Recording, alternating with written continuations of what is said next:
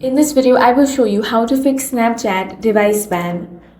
First, make sure you're using the latest version of Snapchat app. Open Play Store or App Store. Now tap on the search icon. Here type Snapchat.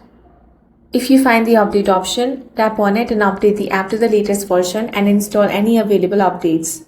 Next, restart your device. After restarting, open Snapchat and try signing in again.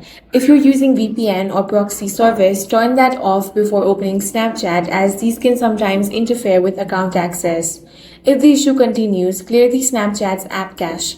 For that, long press on Snapchat app, then tap on this app info icon. This will take you to app settings. Here, scroll down and tap on storage, then tap on clear cache. If you're using iPhone, you can offload the app from the device settings and reinstall it.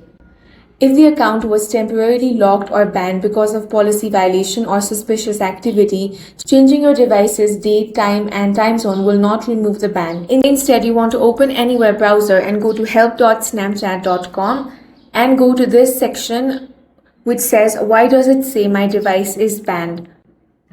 Now, go through this article and follow the prompts given over here and check if that resolves your issue. If not, you can simply contact the Snapchat support.